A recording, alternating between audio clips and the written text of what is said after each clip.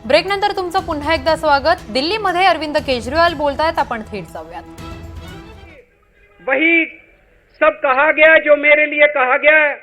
मनीष जी का भी कहना है कि ये दिल्ली के उप मुख्यमंत्री और शिक्षा मंत्री और मंत्री का पद तभी संभालेंगे जब दिल्ली की जनता कहेगी कि मनीष सिसोदिया ईमानदार है।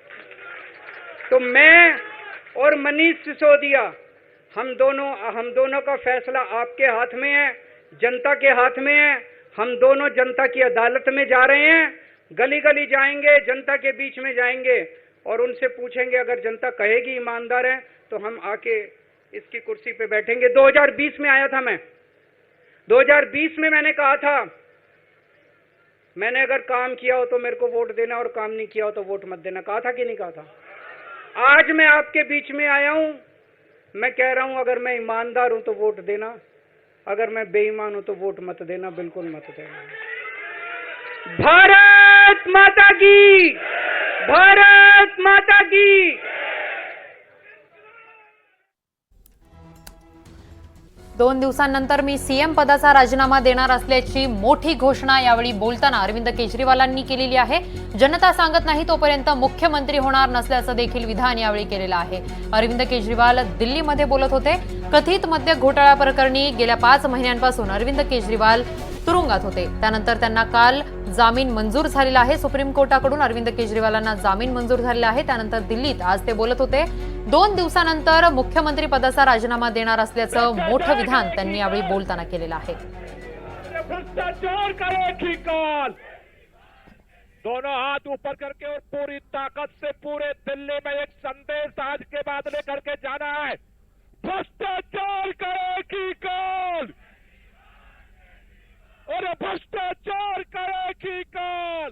या संदर्भात अधिकची माहिती देत आहेत आमचे प्रतिनिधी रामराजे शिंदे आपल्या सोबत आहेत। राम, केजरीवालांनी मोठं विधान केलेलं आहे। 2 दिवसांनंतर ते मुख्यमंत्री पदाची राजीनामा देण्याचं बोललेले आहेत, ते काय अधिकची माहिती आहे? आमच्या प्रतिनिधींचे काही तांत्रिक अडचणींमुळे संवाद साधता येत नाही, आपण त्यांच्याकडून या संदर्भात माहिती घेणारच आहोत। पण सध्या केजरीवालांच्या वक्तव्यामुळे राजकीय वर्तुळात चांगल्याच चर्चा सुरू झाल्याचं पाहायला मिळतंय। सगळ्यांच्याच भुवया उंचावलेल्या आहेत। केजरीवालांनी 2 दिवसांनंतर सीएम पदाचा राजीनामा देणार असल्याचं मोठं विधान केलेलं आहे। काल त्यांना सुप्रीम कोर्टाकडून जामीन मंजूर झालेला आहे। गेल्या 5 महिन्यांपासून कथित मद्य घोटाळा प्रकरणी ते तुरुंगात होते। अधिक माहिती देतात आमचे प्रतिनिधी राम, 2 दिवसांनंतर सीएम पदाचा राजीनामा देणार असल्याचं मोठं विधान केजरीवालांनी यावेळी केलेलं आहे, काय अधिकची माहिती?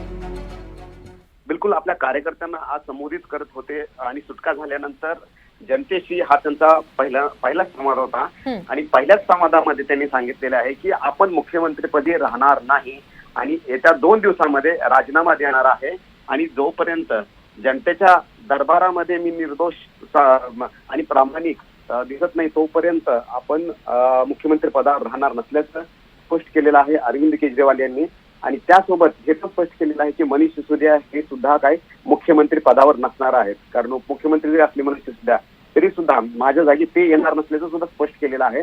आणि तिसरी महत्वाची माहिती म्हणजे की महाराष्ट्राच्या सोबतच दिल्लीच्या सुद्धा निवडणुका घेतल्या जाव्यात अशा प्रकारचं एक वक्तव्य जे आहे ते करण्यात आलेलं आहे। त्यामुळं आता पाहावं लागेल की दिल्लीतलं राजकारण आता हे वेगळ्या वळणावर गेलेलं आहे, कारण हरियाणामध्ये निवडणूक आहेत आणि अशा वेळीच अचानकपणे अरविंद केजरीवाल यांनी राजीनामा देणं, मग पक्षाचं नेतृत्व कोण करणार हा मुख्य मुद्दा आहे।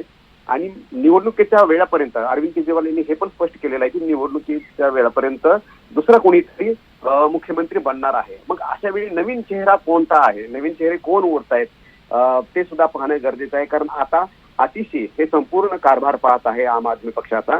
मग अशा वेळी आतिशी यांना मुख्यमंत्रीपदी बसवलं जातं का संजय सिंग यांना मुख्यमंत्रीपदी बसवलं जातं हे सुद्धा पाहावं लागेल, कारण हे 2 नेते जे आहेत ते अतिशय जवळचे समजले जातात अरविंद केजरीवाल यांच्या। परंतु त्यामुळं दिल्लीच्या राजकारणामध्ये मोठी उलटापालट झालेली आहे हे स्पष्टपणे म्हणता येईल, कारण निवडणुका डोळ्यासमोर असताना अचानकपणे राजीनामा देणं म्हणजेच की आणि विचार करून केलेला हा रणनीतीचा भाग आहे। कारण भाजपनं सुद्धा अरविंद केजरीवाल यांच्यावर मद्य घोटाळ्या प्रकरणी टीका सुरू केली होती, मनीष सिसोदियावर यांच्यावर सुद्धा टीका सुरू केली होती आणि त्यामुळे पक्ष कुठेतरी डॅमेज होत होता आणि दोघेही जेलमध्ये असल्यामुळे पक्षाला नेतृत्वहीन असा पक्ष झाला होता. आणि या संपूर्ण प्रकरणातून भ्रष्टाचाराच्या आरोपातून जर बाहेर काढायचं असेल तर मात्र कोणतरी मोठा निर्णय घेणं गरजेचं होतं. जेलमध्ये असताना सुद्धा केजरीवाल यांनी राजीनामा दिला नव्हता. ते जेलच्या बाहेर आल्यानंतर जामिनावर असताना राजीनामा दिलेला आहे. जनतेच्या दरबारामध्ये संबोधित करताना त्यांनी राजीनामा दिलेला आहे. त्यामुळे या पाठीमागे सुद्धा एक वेगळी रणनीती आहे, व्यूहरचना आहे. ते पुढच्या काळामध्ये आपल्याला स्पष्ट होईल. परंतु त्यांनी अचानक असा राजीनामा दिल्यामुळं आता आम आदमी पक्षाला नेतृत्व कोणाचं असणार हे पाहणं गरजेचं आहे. नक्कीच. परंतु पक्षात मात्र अगदीच राम, धन्यवाद तुम्ही दिलेल्या या सविस्तर माहितीसाठी. नक्की अरविंद केजरीवाल भाषणादरम्यान काय बोललेले आहेत आपण पाहूयात. ये मेरे को बेईमान साबित करना चाहते हैं, मेरे ऊपर कीचड़ फेंक रहे हैं, मेरे ऊपर लांछन लगा रहे हैं, मुझे सुबह शाम गालियां देते हैं. लेकिन मेरे लिए बीजेपी इंपॉर्टेंट नहीं है, मेरे लिए आप लोग इंपॉर्टेंट हो. अगर देश की जनता, दिल्ली की जनता को लगता है केजरीवाल बेईमान है, मैं 1 मिनट के लिए सीएम की कुर्सी पे भी नहीं बैठूंगा. 1 मिनट के लिए मैं बैठने को तैयार नहीं.